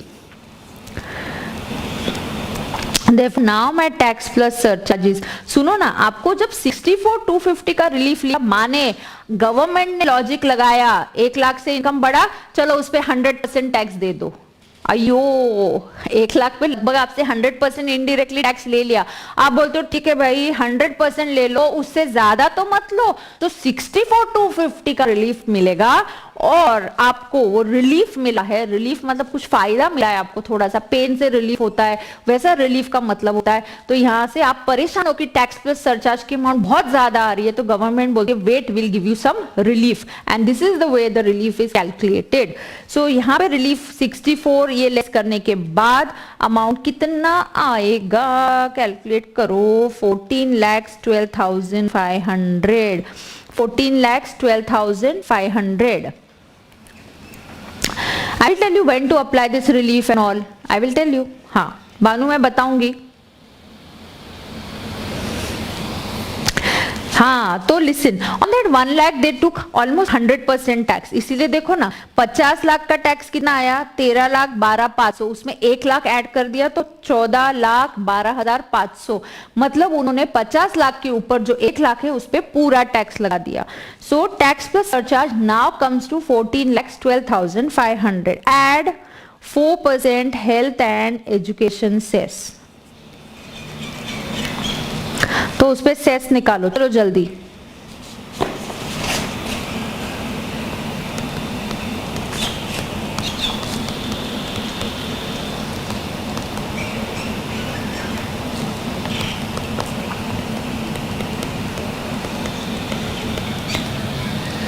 हाँ ना, बहुत ज्यादा टैक्स लगा.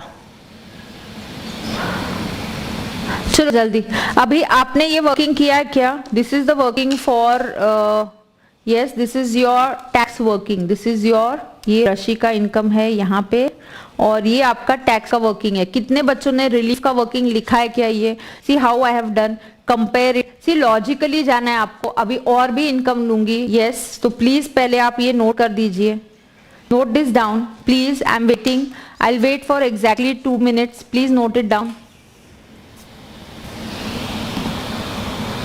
फटाफट नोट कर दीजिए.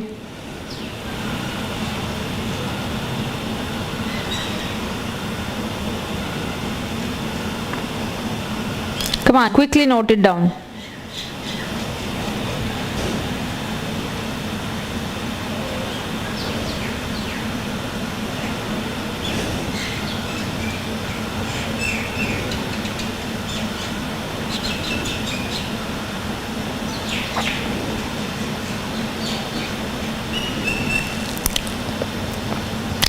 Come on, note it down फटाफट.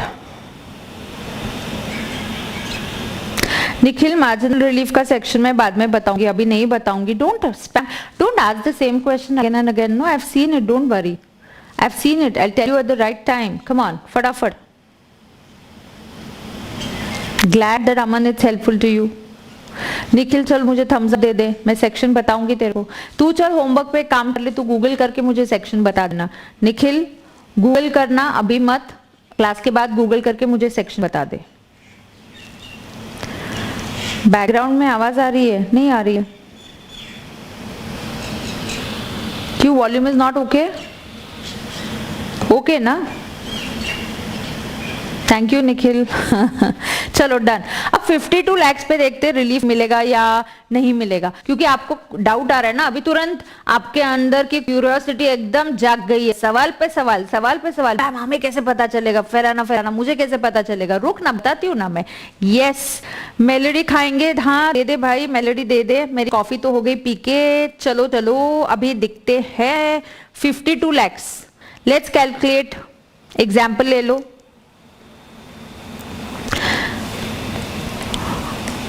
Nikhil NTI 52 lakhs. हाँ ma'am, what if I show 1 lakh income days? Show, I have no problem. कर. That is black money without taxes. तो तुमको ब्लैक मनी दिखाना है, दिखाओ. सी क्या शो करना और क्या शो नहीं करना है ये मैं नहीं बता रही हूँ आपको. हाँ ये मैं नहीं बता रही हूँ, मैं आपको बता रही हूँ एक्ट क्या बोलता है. उसके बाद प्लानिंग कैसे करना है, क्या करना है, वो बाद में की बात है. पर एक्ट तो समझो. किसी चीज को मरोड़ना है, किसी चीज को मरोड़ के आपको रास्ता निकालना है, उसमें से पहले उसको समझना पड़ता है. हाँ, चक्रव्यूह के बाहर आना है तो पहले चक्रव्यूह को समझो तो उसके बाहर आओगे. चलो बनू. यस, सेक्शन 89 है. देर आर रिलीफ अलग अलग सेक्शंस में होते हैं. करेक्ट है. एक 89 का रिलीफ है जो सैलरी के लिए होता है. कमान. यस, चलो 52 लाख निखिल का NTI है. Let's write down. यहां देखेंगे जब भी आप 50 लाख के क्लोज बाय हो तो आपको देखना पड़ेगा रिलीफ मिलेगा कि नहीं. 1 करोड़ के क्लोज बाय हो तो रिलीफ चेक करना पड़ेगा. 2 करोड़ के क्लोज बाय हो तो शायद रिलीफ आ सकता है. 5 करोड़ के क्लोज बाय माने जहां जहां marginally your income increases about दो स्लैब्स. 50 से 1 करोड़ का है, फिर 1 करोड़ से 2 है, 2 से 5, मतलब 1 करोड़ के आसपास, 2 करोड़ के आसपास आपको चेक करना पड़ेगा. Ma'am can we go learn and go और लिमिट की ये लिमिट पे टैक्स लगेगा या नहीं लगेगा? बिल्कुल नहीं कर सकते बच्चा लोग. इनकम टैक्स में ना जो टैक्स होता है ना वो अलग अलग रेट्स के होते हैं. कभी स्पेशल रेट होता है, एक नॉर्मल रेट्स होता है. तो आप रिलीफ के लिए लर्न नहीं कर सकते. शशांक, हाँ मैं तेरा नाम भी लूंगी, ठीक है. हाँ चलो. NTI टैक्स इनकम से ज्यादा नहीं होना चाहिए. हाँ ठीक है, अभी लिखो NTI. चलो 51 लाख टैक्स निकालो. Sorry 52. Will I teach you black money and मैं तुम्हें ब्लैक मनी और ये सब चीजें सिखाऊंगी क्या? नहीं, अभी नहीं सिखाऊंगी, थोड़ी देर से सिखाऊंगी, अभी नहीं. हाँ चलो. NTI 52 लाख. Tax note 1. चलो 52 पे टैक्स निकालो. नोट 1. चलो 52 लाख पे टैक्स बता दो मुझे. पहले 10 लाख पे कितना टैक्स आता है? चलो मेरे अच्छे बच्चों, 1,12,500 और 42 लाख. सी 52 ऐसा ब्रेकअप किया. ये किसी को 10 लाख का इनकम, किसी को 10 लाख के इनकम में प्रॉब्लम नहीं है ना. सीढ़ी चढ़ के जा रहे 0 to 250, 250 to 5, 5 to 10. Yes. Now 42 lakh पे 30%, 12,60,000. मैम वापस दो मार्जिनल रिलीफ. हाँ ले रही हूँ, वही ले रही हूँ. मार्जिनल रिलीफ इच लेने वाली हूँ. ऊपर का एग्जाम्पल भी वापस समझाऊंगी चाहिए तो, डोंट वरी.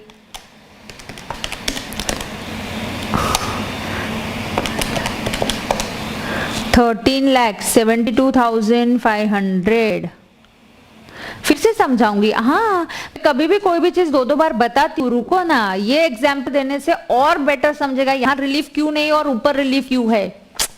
एक्सपीरियंस है ना मेरा, थोड़ा मेरे एक्सपीरियंस का आप फायदा ले लो. थोड़ा मुझ पर ट्रस्ट कर दो प्लीज. चलो ट्रस्ट मी लिटिल। चलो हाँ 13,72,500 अयो एड सरचार्ज। जानवी तेरा क्लाइंट बहुत खुश हो जाएगा, बहुत रिलीफ दिया रे तूने उसको। हाँ अब सुनो, सरचार्ज एट 10% माने 1,37,250।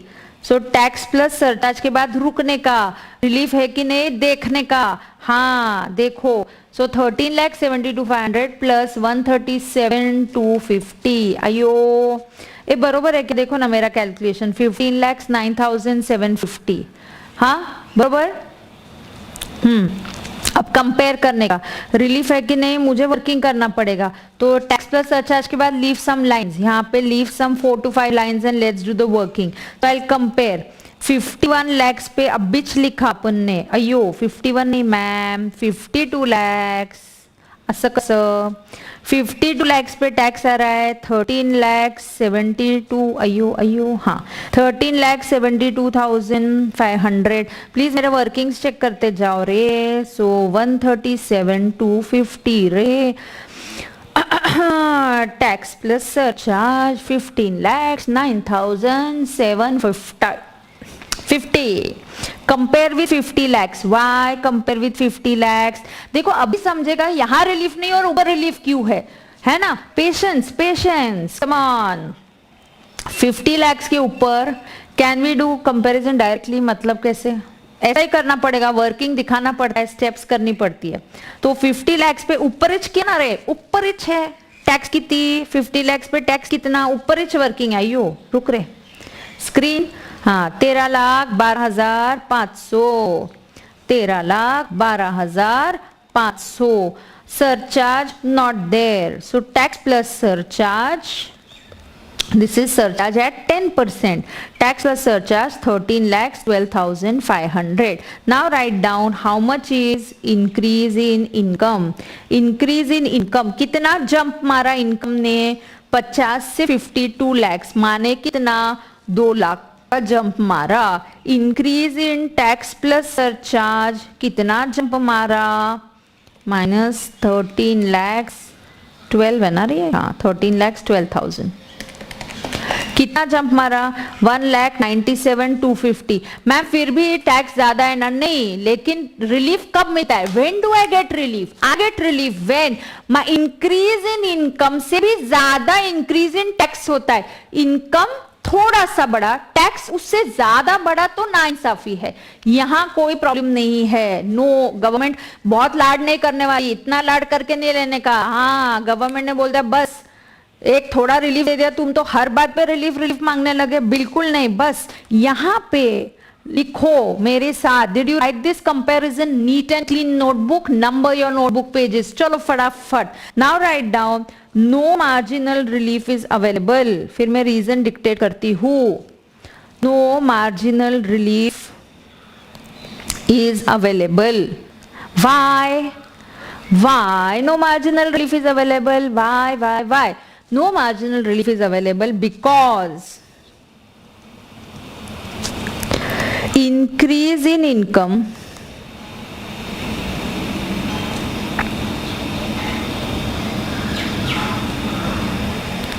is, एक मिनट ऐसा नहीं लिखेंगे, काटो काटो काटो, काट डालो। मच नहीं करने का मेरे क्लास में। मैं जितनी बार बोलूंगी कट करो, कट करना पड़ेगा। जितनी बार लिखने को बोलूंगी लिखना पड़ेगा। My class, my rules, come on. No marginal relief is available because increase in tax plus surcharge, increase in tax plus surcharge is not more than increase in income, is not more than increase in income। बरोबर। कब relief मिलेगा, जब बहुत तुम्हारा tax ज्यादा हो जाएगा। Relief इसलिए दे रहे क्योंकि टैक्स ज्यादा आ रहा है। पहले प्रॉब्लम को समझो, इंक्रीज इन इनकम थोड़ा इतना सा, इंक्रीज इन टैक्स बहुत ज्यादा हुआ, इससे ज्यादा हुआ तो रिलीफ मिलेगा, वरना रिलीफ नहीं मिलेगा। So there is no relief at all, no relief at all. Okay Sarika, क्या है झालं, क्यों परेशान हो गई तू, क्यों परेशान हो गई, परेशान नहीं होने का लाइफ में। हाँ, तो इधर no relief, so as it is you will have to go ahead here, add no relief, तो simply go ahead, add 4% health and education cess, so calculate that on 15 lakhs 9,750 पे 4% निकालो 60,390, Therefore, टैक्स लायबिलिटी, क्लास में खुश रहने का, life में खुश रहने का, छोटी छोटी चीजों से नाराज नहीं होने का, अपसेट नहीं होने का, life is all good, it's on us whether we want to be happy और we want to complicate it, be happy.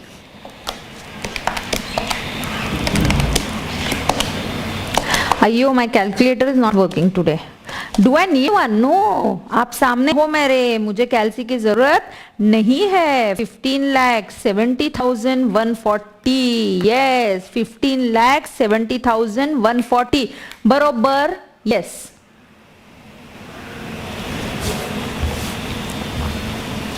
Is that clear? Yes yes. हाँ रशी मैम 197,250 की वर्किंग बता दो प्लीज फिर से। Where is 197? ये, हाँ ये ले देख ले। हाँ, किसी का मिस हुआ रहेगा तो पहले लिख के लो, नोटिंग कर दो, फिर मैं 52 वाला कराती हूँ। हाँ, now a chocolate to all those who solve the next question, but answer नहीं देने का चैट बॉक्स में, आंसर नहीं देने का चैट बॉक्स में, चुप बैठने का। नेक्स्ट आप ट्राई करोगे 1 करोड़ 1 लाख पे, 1 करोड़ 1 लाख पे आप ट्राई करोगे, 1 करोड़ 1 लाख पे ट्राई करना, कमान। 1 करोड़ 1 लाख इनकम है शशांक का। शशांक तेरा नाम ले लिया भाई मैंने, शशांक का नाम लिखो। हाँ, हायरार्की की भी नोट कराती हूँ, यस। हाँ पहले ये लिखो,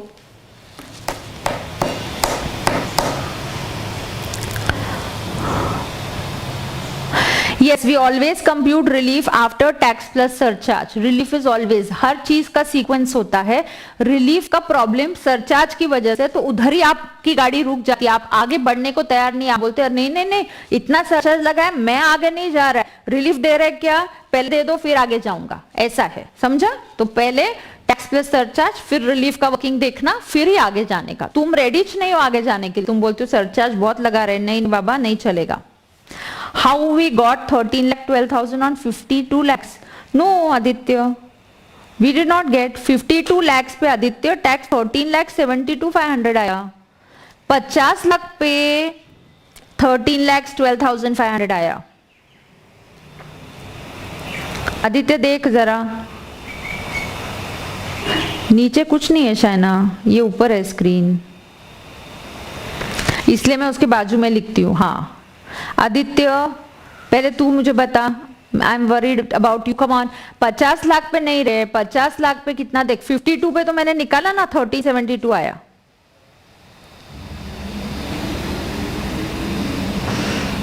हो गया लिख के, किसी का नहीं हुआ तो स्क्रीनशॉट ले लो, चलो फटाफट नोट कर दो। हाँ, अब उन सारे बच्चों को मेरी ओर से कैडबरी मिलेगी जो लोग ये आंसर सही देते हैं। शशांक का question, NTI is 1 crore 1 lakh, yes. Now calculate on this, answer नहीं देने का, हाँ चुपचाप रहो, बाकी के बच्चों को अपना अपना वर्किंग करने दो, आंसर लेके अपने पास ही रखो, जब पूछूंगी तब बताना। चलो चॉकलेट क्वेश्चन है ये, सही आंसर आना चाहिए। 1 करोड़ 1 लाख पे टैक्स निकालने का है अपने को, चलो चलो जल्दी करो।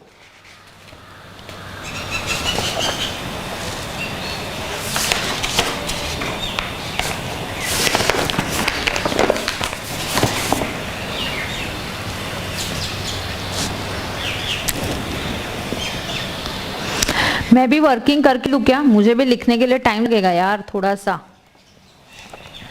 मैं मार्जिनल रिलीफ का वर्किंग नहीं करती।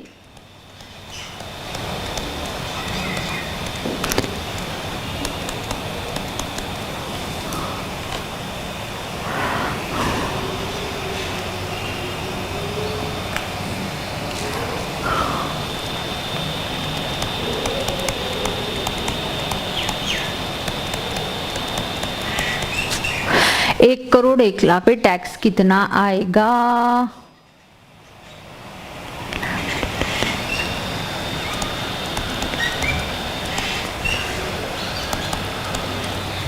अभी भी मेरा मार्जिनल रिलीफ चल रहा है, चिंता मत करो, और भी 2 क्वेश्चन है मार्जिनल रिलीफ पे, बिल्कुल चिंता मत करो। तो मैम क्या हमें हर बार चेक करना पड़ेगा when we are close by? Yes, you will have to check every time, doesn't take much time, right? So हर बार चेक करना है। हाँ, कैसे निकला रे टैक्स का वर्किंग देखो। 10 लाख पे अपने को टैक्स पता है ना, 1,12,500।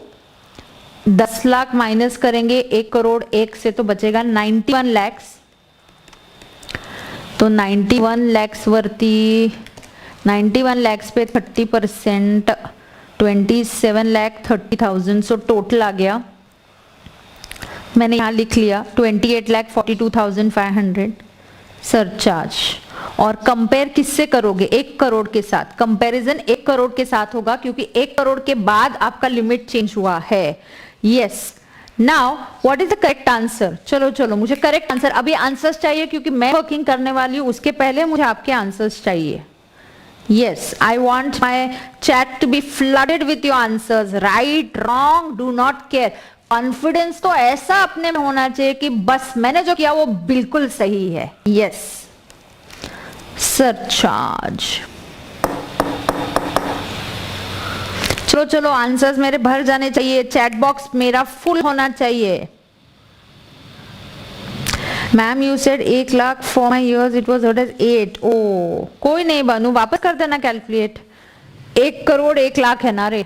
हाँ, फिर से कर दे, फिर से कैलकुलेट कर दे, कोई बात नहीं है। वाह, एकदम अच्छे बच्चे रे तुम। रिलीफ का अमाउंट निकालो। माय गॉड, फ्लडेड है, my chat has been flooded with all your answers. हाँ, 1 करोड़ 1 लाख पे सरचार्ज का रेट है 15%। You across 1 crore up to 2 crore the rate of surcharge is how much? The rate of surcharge is 15%. So on 28,42,500 pay, if you calculate 28,42,500 पे आपको 15% निकालना होगा, then your surcharge will come to 4,26,000 नहीं, अयो कितना है? 28,42,000। मेरे कैलकुलेटर्स चलो आंसर दे दो जल्दी। 4,26,375। Yes, so tax plus surcharge यहां पे आ रहा है। Tax plus surcharge is coming to how much? 32,68,875 बरोबर। Yes, I'm going to compare it with 1 crore. 1 crore पे टैक्स कितना आता है? सेम वे से आपको निकालना है। 1 करोड़ 10 लाख पे टैक्स पता है, बचे हुए 90 लाख पे टैक्स निकालना है। तो 1 करोड़ पे बच्चा लोग टैक्स आएगा 28,12,500। यहाँ पे गलती करने का चांस है, यहाँ पे फिसलने का चांस है। तो फिसलना नहीं है, आपको सरचार्ज लेना है 10%। How much surcharge should you take here? 10%, because exact 1 crore पे सरचार्ज तो नहीं चला गया क्योंकि 50 लाख के ऊपर आपको इनकम है तो सरचार्ज आने वाला है, सरचार्ज आने वाला है। Understand that. सिर्फ रेट 10% होगा और 1 करोड़ क्रॉस किया तो रेट कितना लगेगा? 15%। 2 करोड़ क्रॉस करोगे तो 25%, 5 करोड़ क्रॉस करोगे तो 37%। यस, तो यहां गलती करने का चांस है जो आप नहीं करोगे। तो यहां आप लोगे सरचार्ज 10% के हिसाब से। सो दैट इज 2,81,000। अयो 2,81,000 इरेजर। 2 मिनट रुको।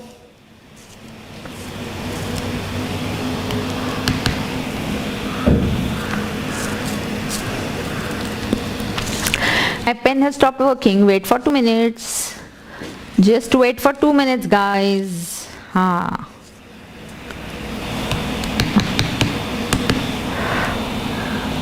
Okay. Yes. So it will be 2,81,250 at 10% के हिसाब से निकाला. So यहाँ पे tax plus surcharge would be 30,93,750 बरोबर। अब कंपैरिजन होगा। अब हम देखेंगे सीडी चार्ट, देखेंगे कि इनकम कितने से बढ़ा, टैक्स प्लस सरचार्ज कितने से बढ़ा। सो ये rise in income, increase in income, very good very good, काफी बच्चों ने करेक्ट आंसर दिए, बिल्कुल सही। I am proud of you. मेरी तरफ से चॉकलेट खा देना। अभी तो मेरे सामने तो हो नहीं, सामने बैठे तो मैं चॉकलेट देती थी आपको।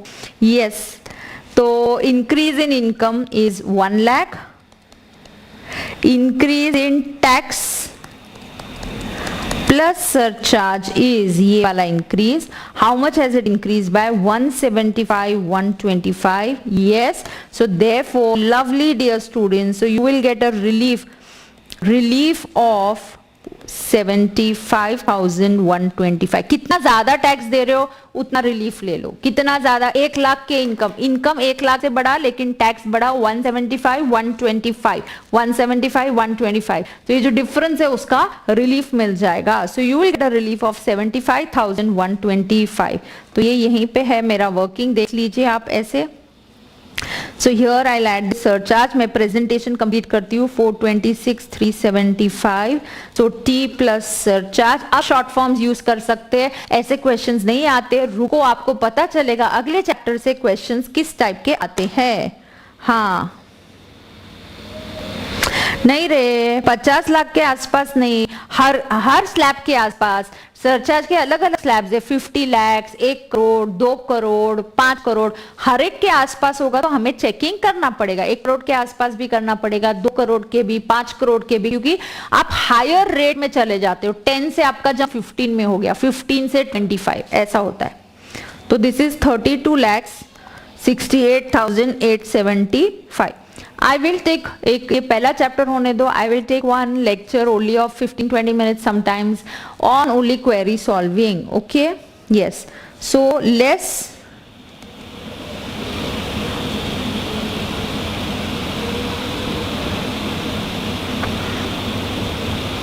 28,15,000।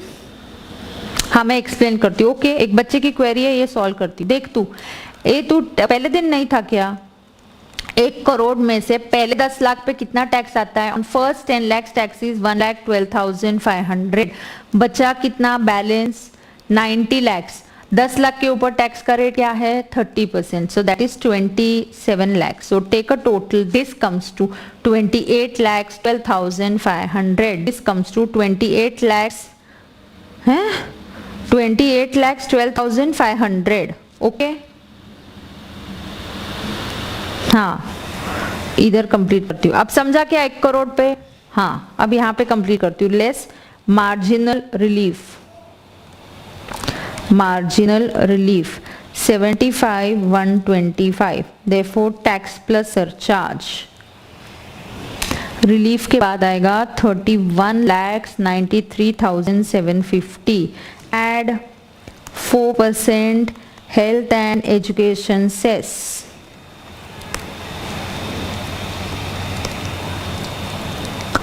कितनी? 1,27,750। 4% on 31,93,750। Are you all with me?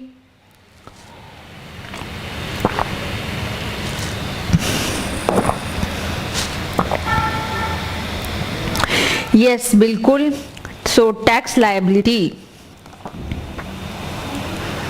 tax liability 33,21,500. Yes, tax liability 33,21,500. Everybody okay with this? सब ठीक है क्या? देख लो एक बार। Are you all okay with this dear students? Yes. चलो एक और क्वेश्चन करेंगे। 2 करोड़ 1 लाख और होमवर्क के लिए होगा 5 करोड़ 1 लाख। ठीक है? यस। किसी को यहाँ से कुछ देखना है? पहले देखो, आपको व्हाट्सएप टेलीग्राम चैनल बनाया गया है, उसकी लिंक दी गई है। प्रेफरेबली बेटर है कि आप ग्रुप पे क्वेरीज पूछे तो मैं सॉल्व कर पाऊंगी आपके साथ। और आई have a WhatsApp number 78887875,075। Please understand कि यहाँ पे जब आप इस नंबर पे भेजोगे एक एक इंडिविजुअल क्वेरी सॉल्व करना मुश्किल होगा। I would prefer queries on Telegram. If you ask me silly queries on 788 ये व्हाट्सएप नंबर, लाइक मैम आगे बजट में आपको क्या लगता है क्या होने वाला है, वो डिस्कशन मैं ऐसे आपके साथ करूंगी, राइट? अभी नहीं, क्योंकि वो डाउट्स तुम पूछोगे तो बच्चों के जो जेन्युइन एग्जाम रिलेटेड डाउट होते हैं वो छूट जाते हैं हमारे। यस हाँ करेक्ट, हाँ साक्षी ओके है, right, what you said is right. Telegram group का लिंक दिया है आपको। हाँ अब चलो,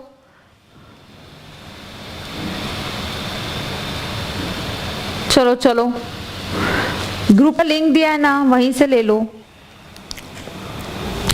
आई थिंक ग्रुप का नाम कुछ queries, live stream tax queries, ऐसा कुछ ग्रुप का नाम है। Okay yes, live stream queries करके ग्रुप का नाम है, जनवरी 21 batch. Okay now take down one more question.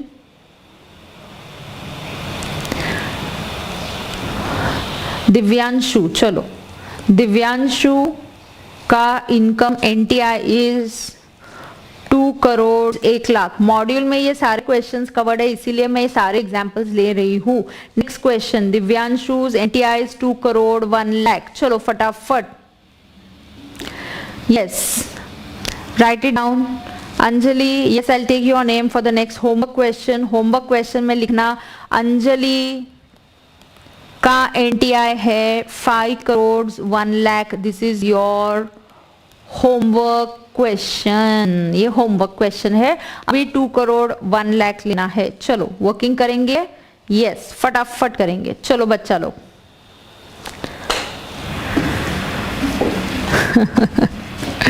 चलो, income is 2 crore 1 lakh, NTI 2 crore 1 lakh, tax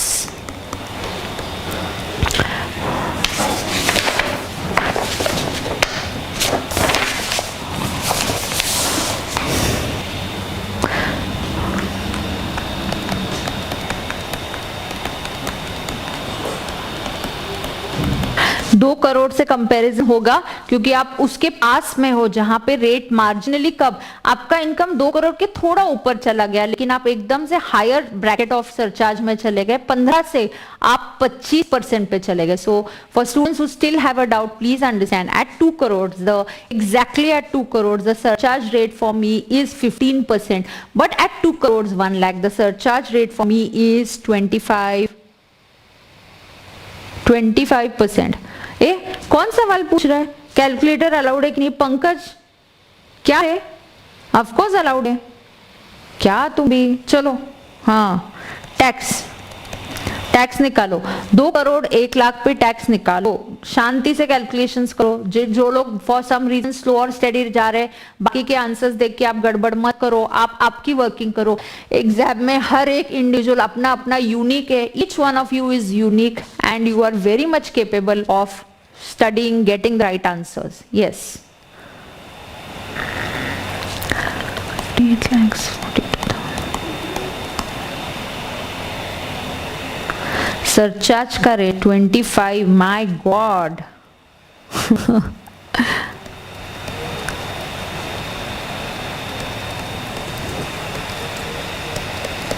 surcharge is calculated on tax का अमाउंट।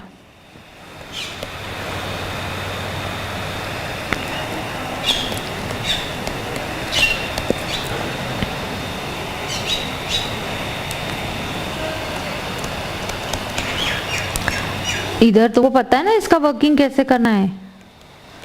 हाँ, इस 2 करोड़ में से पहले 10 लाख पे 1,12,500 on the remaining amount which is 1 crore 91 lakhs। सही तरीके से वर्किंग करो। चलो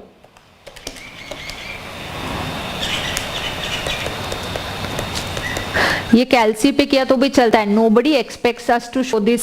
ये जो मैं टैक्स का वर्किंग कर रही हूँ एग्जाम में कोई एक्सपेक्ट नहीं करता दिखाने के लिए। This is to be done on calculator. This is treated as one of the very very basic workings. हाँ, तुम सुपर फास्ट हो रहे, मुझसे भी आगे निकल गए। वाह, अच्छी बात है।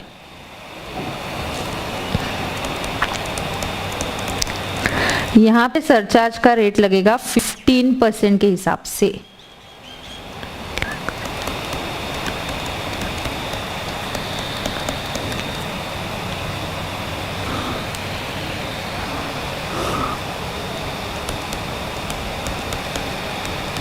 अब कंपेयर करने का है तो मैं रेड कलर पिंक कलर लेती हूँ. I will change the colour for comparison.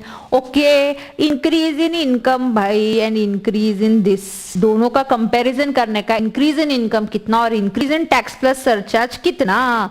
So let's understand. चैतन्य तेरे को चाय क्यों चाहिए यार? हमारे लिए भेज रहा है क्या? सबके लिए चाय बेच के बना के भेज रहा है. Increase in income,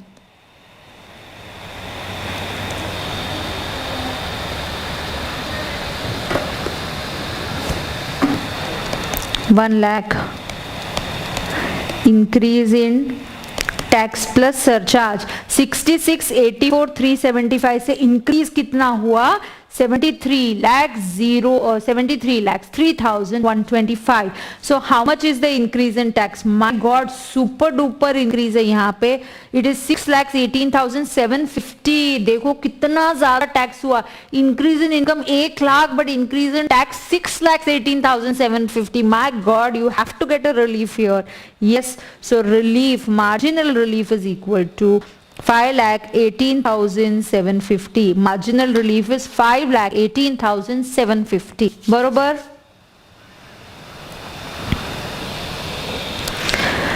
Yes, I'll complete my presentation on this side now. 58,42,500.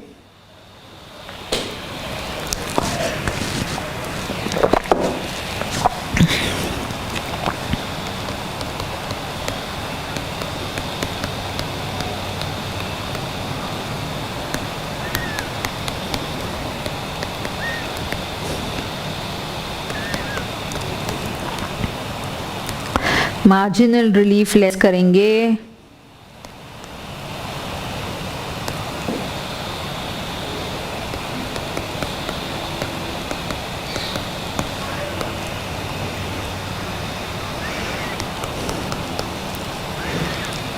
Minus करो. Yes, come on. तो मार्जिनल रिलीफ माइनस करके tax plus surcharge comes to 67,84,375. 67,84,375. Cross check करना होगा तो देखना, ये क्रॉस चेकिंग का फंडा है. 2 करोड़ पे 66,84,375. इनकम 1,00,000 से बड़ा, हमने टैक्स भी उस पे 100% लगा दिया, तो 1,00,000 लगा दिया, इसीलिए ये टैक्स आ रहा है 67,84,375. Add 4% health and education cess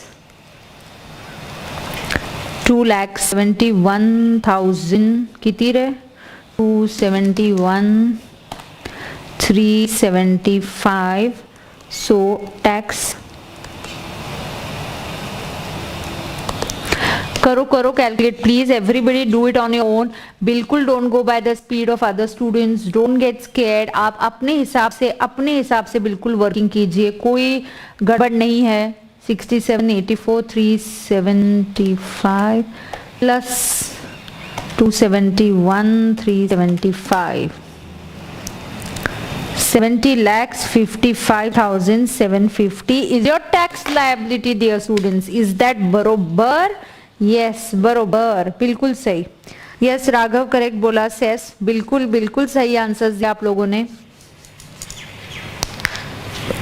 हाँ, एवरेज रेट भी निकाल रही है सुरेखा. ठीक है, very good. So anybody having any problems here students? I am sure.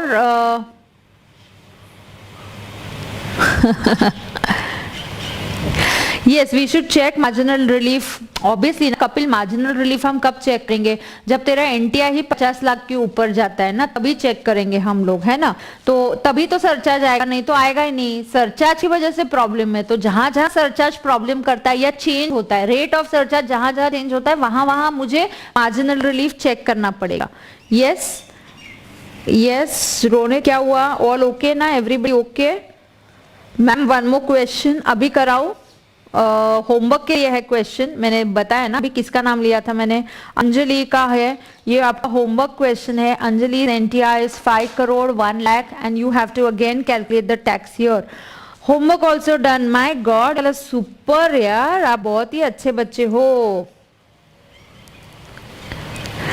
हाँ, I'll try and take 2 hours and more. We'll see what time adjustment can be done. Yes, so everybody okay यहाँ तक? Yes. All okay, यहाँ तक ठीक है क्या? Marginal relief आ गया सबका? Yes. Now I just quickly tell you in 5 minutes. अच्छा शाइना मैम, रिलीफ एक बार और बता दो. क्या बता दूं? बोलते को कहाँ अटक रही है तू? Where are you getting stuck? Tell me. What is relief? You have to, when you're close, your income is close to 50 lakhs or close to 1 crore, close to 2 crores, close to 5 crores, slightly above this, compare it. On comparison, if you feel it tax plus surcharge से compare भी करना है, आपका increase in income इतना सा हुआ but increase in tax उससे ज्यादा हुआ तो आपको मार्जिनल रिलीफ मिलेगा. समझा क्या? यस. ओके, आज की हेडलाइन लिख के लेनी है. आज की ताजा खबर, चलो लिख के लेते हैं. आज की ताजा खबर, आज की हेडलाइन लिख के लो. Marginal relief is available. लिखो headlines, headlines. Marginal relief is available. Marginal relief is available when increase in tax plus surcharge, short में लिख सकते हैं T प्लस S. Marginal relief is available when increase in T plus S. Ayo, what is T plus S? Tax plus surcharge. When increase in T plus S is more than, when increase in tax plus surcharge is more than increase in income, is more than increase in income. बरोबर? Is more than increase in income. सही है क्या? यहां तक पहुंच गए कि आप अच्छे से देखो, किसी को कोई क्वेरी है क्या? नहीं. राइट. सो आपके होमवर्क का क्वेश्चन है 5 करोड़ 1 लाख आपके होमवर्क का क्वेश्चन है. So you all have to do this for your homework. I will be meeting you tomorrow. आज मैंने आपको पर्सन्स की डेफिनेशन भी कवर की, कल भी थोड़ा सा थ्योरी और थोड़ा सा problems. I think I am nearing to finishing this chapter. So once this chapter is done, थोड़ा सा इसमें जो भी थ्योरी वाला पार्ट होगा वो मैं कल करवा के ले लूंगी. हाँ ठीक है. हायरार्की लिख के लेते. चलो यस, हायरार्की मैंने बोला था याद दिलाना, तो हायरार्की लिखते हैं. मतलब हायरार्की मतलब टॉप टू बॉटम क्या फ्लो होता है. चलो फटाफट लिख के लेते. हाँ, there is a finance minister. Finance minister is head of the finance ministry. हाँ चलो चलो, कितने अच्छे बच्चे, शाबाश, अच्छे बच्चे. चलो लिखो, finance minister is the head of finance ministry. Ekta bye नहीं बोलने का.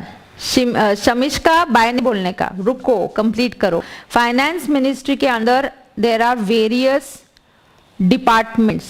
Okay, there are departments. एक डिपार्टमेंट है revenue department, there is an expenditure department, और भी बहुत सारे डिपार्टमेंट्स है. So they have to handle a lot of things. So we are right now concern with revenue department. Under revenue please understand, under revenue we have to, what is hierarchy? Hierarchy is the order. Hierarchy is order, top to bottom officers की hierarchy होती है. Okay, yes. Tax department we have direct tax. Revenue department में there is direct tax and there is indirect tax. ITR format Garvita दिखाती हूँ, मेरे file में save होगा, mostly होगा तो ठीक है, नहीं होगा तो भी दिखा दूंगी, डोंट वरी. हाँ कल दिखाती हूँ, कल रिमाइंड करे. डायरेक्ट टैक्स एंड है मेरे फाइल कंप्यूटर पे सेव्ड है, मैं दिखा दूंगी. Direct tax is headed by CBDT, central board of direct taxes. It's the highest authority for direct taxes, and indirect taxes is handled by CBIC. अरे पहले समझाया है शमीश का, बट लिखने को बोल रही हूँ. अयो लिखने को बोल रही मैं. Central board of, what happens if you don't file the income, don't fill the income tax on time? There is one chapter, पूरा चैप्टर है, 3 घंटे लगेंगे उस आंसर सवाल का आंसर देने में. ठीक है, अगले चैप्टर में सिखाऊंगी, जब वो चैप्टर आएगा तब सिखाऊंगी.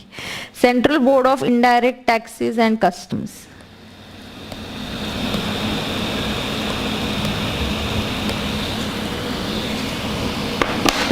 ओके चलो लिख के लिया. Yes, so there is a finance ministry. फिर central board of direct taxes के नीचे ऑफिसर्स होते हैं. Chief commissioner of income tax, जैसे कमिश्नर ऑफ पुलिस होता है, so we have a chief commissioner. Okay, so you have a chief commissioner of income tax, then नीचे commissioner, फिर officers, ऐसे सब लोग होते हैं, हायरार्की होती है। सबसे ऊपर finance minister, end of course सबसे ऊपर finance minister is under central government, और सेंट्रल गवर्नमेंट के सबसे ऊपर कौन होता है? कॉन्स्टिट्यूशन ऑफ इंडिया, सबसे ऊपर है हमारा कॉन्स्टिट्यूशन ऑफ इंडिया, बरोबर? Yes, so dear students, here I have finished teaching you this hierarchy is the order in which people are working above us for taxation. So dear students, thank you so much for your patience and being such a wonderful audience, and such an interactive session I always have with you all. Thank you so much. I will meet you tomorrow at 12 o'clock. Thank you dear students. कल मिलते हैं हम लोग, ठीक है? Yes. Okay. Bye bye. See you.